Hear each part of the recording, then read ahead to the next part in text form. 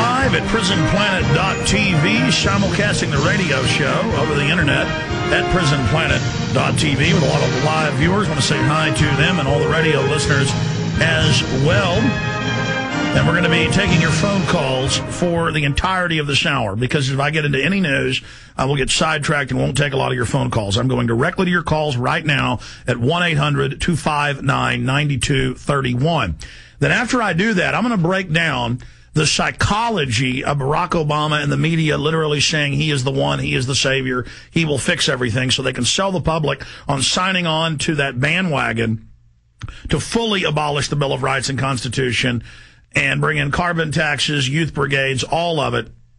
And the new Bank of the United States they're talking about setting up. There will be another private central bank.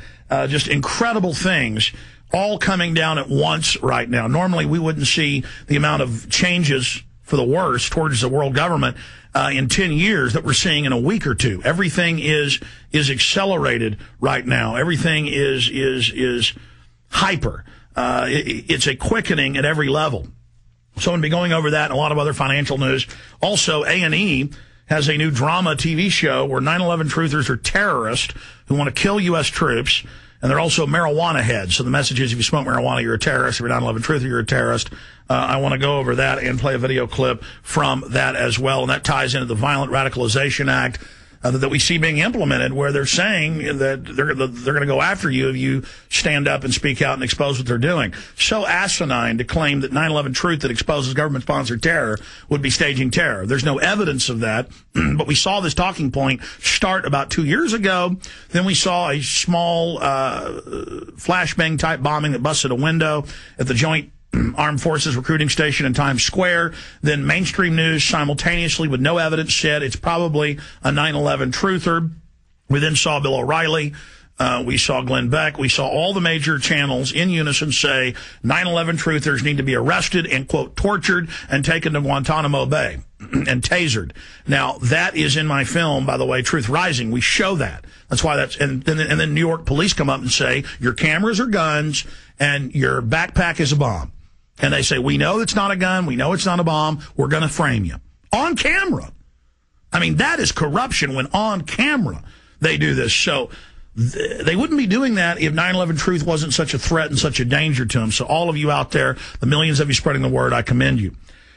So that is coming up later in the show. Also, I want to get more into all over the United States, England, and Europe. The government is kicking old people out of their houses, and the very bureaucrats that kick them out of their houses and make them go to nursing homes or send them to the euthanasia centers, the government hospice facilities. I'm not saying all hospice, but the main ones are eugenics and are euthanizing people with morphine, basically, and not feeding them. And the Wall Street Journal's even covered that. This is out of the Globe and Mail. Council official evicted elderly tenants from bungalows, then moved herself in. Then it goes on to say a bunch of them are doing this. This is the type of stuff that we're dealing with here. This disgusting piece of human detritus right here on prisonplanet.tv. We're showing you a photo of her on the front page of the newspaper there. Also, gender-bending chemicals in our rivers grow more potent. This is a real environmental crisis, but Barack Obama isn't going to do anything about that. They're not going to do anything about that in England either.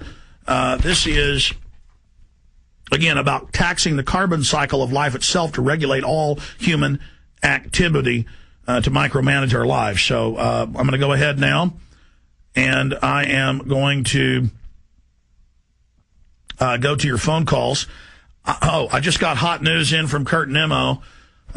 This is absolutely incredible. Barack Obama has told you he's going to do a lot of things that are unpopular as soon as he gets in the first 100 days. Tarpley was right 6 months ago that it was going to be, even before he got elected, a blitzkrieg when he first came in. That's why the media is hyping him up, building him up as the savior now, so that everybody will sign on and go along with it. Oh, my gosh. Kurt Nemo's got a story here. House considers repealing 22nd Amendment at Obama's request, and that would allow, of course, a foreigner to be president, and so many other things. So we're going to be going over all of that today. And there's a bunch of new anti-Second Amendment bills being introduced in the House. I mean, they're coming, folks. It's on. It's on.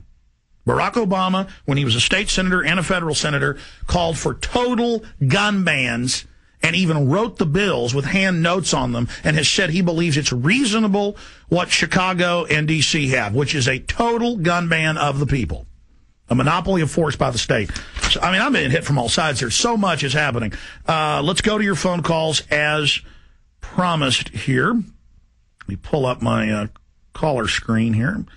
Let's go ahead and go back because he was waiting last hour and he had a question. I had to cut him off because the guest came up. Joe in the UK, then Mordecai, Mark, Mr. X, Stan, and others. Okay, Joe in the UK, go ahead and ask your question again. Yeah, please. Basically, as I was saying, in view of the Illuminati and the New World Order, I believe their goal, ultimately, because the Illuminati, as I understand it, are based on satanic and occult rituals and part of that whole affair, is that I believe they're making preparations, as is most Christian and Muslim religions, to basically await the Antichrist. And the seat's already been built. Now, as I read on the web, basically in Muslim religion, which are very similar in Revelation, it's called Qiyamah in the Quran. The Antichrist is called Dajjal. And ironically, in the Quran it tells that he has one eye. That's why we see all these buildings with one eye, with the eye of and that's why he was had a degree in occult mythology.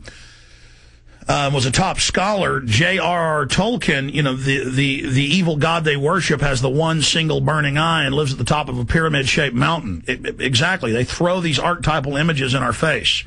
It appears, and I want to just go into this, it appears the occult get their strength through symbolism, and it seems to be everywhere when you really look at it.